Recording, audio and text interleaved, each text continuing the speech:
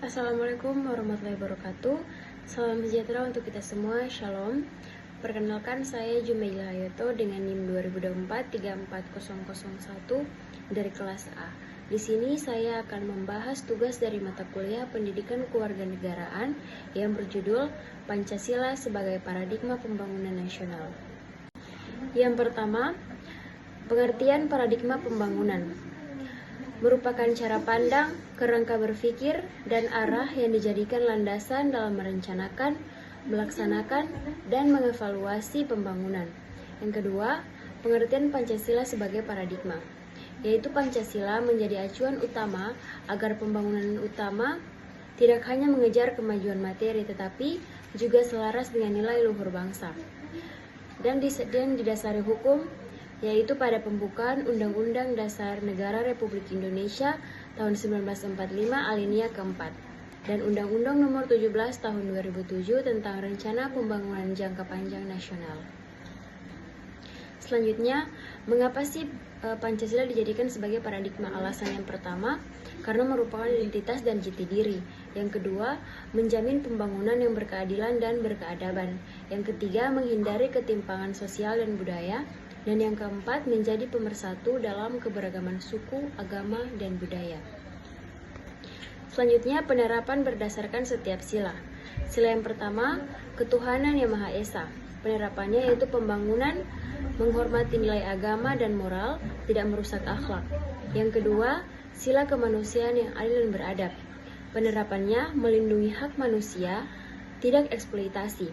Yang ketiga, Persatuan Indonesia. Penerapannya pembangunan merata di seluruh wilayah, memperkuat persatuan antar daerah. Yang keempat, kerakyatan yang dipimpin oleh hikmat kebijaksanaan dalam permusyawaratan perwakilan. Penerapannya melibatkan partisipasi masyarakat, musyawarah dalam pengambilan keputusan. Yang kelima, keadilan sosial bagi seluruh rakyat Indonesia. Penerapannya hasil dinikmati secara merata dan mengurangi kesenjangan. Selanjutnya, tujuan pembangunan berdasarkan Pancasila.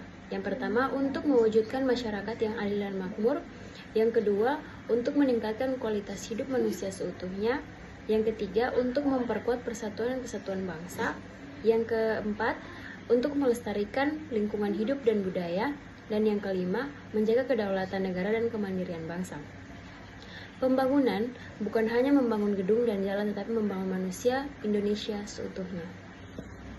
Selanjutnya, contoh penerapan nyata terdapat di 4 bidang. Yang pertama, bidang ekonomi. Penerapannya yaitu mendorong koperasi, usaha rakyat, dan pemerataan kesempatan berusaha.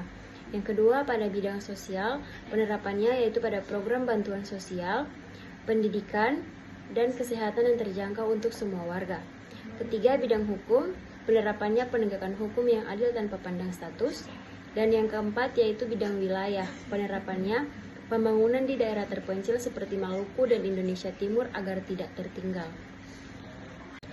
Selanjutnya, tantangan dan solusi. Yang pertama, tantangan. Yang pertama, pengaruh budaya asing yang tidak sesuai nilai bangsa. Yang kedua, ketimpangan pembangunan antar wilayah. Dan yang ketiga, praktik korupsi dan penyalahgunaan wewenang. Kedua, solusi. Pertama, menanamkan nilai Pancasila sejak dini. Yang kedua, pengawasan yang transparan dan partisipatif. Dan yang ketiga, menyusun kebijakan yang berpihak pada kesejahteraan umum. Yang terakhir, kesimpulan. Pancasila sebagai paradigma memastikan pembangunan berjalan sesuai jati diri bangsa, tidak kehilangan arah, dan hasilnya dapat dinikmati secara adil oleh seluruh rakyat Indonesia.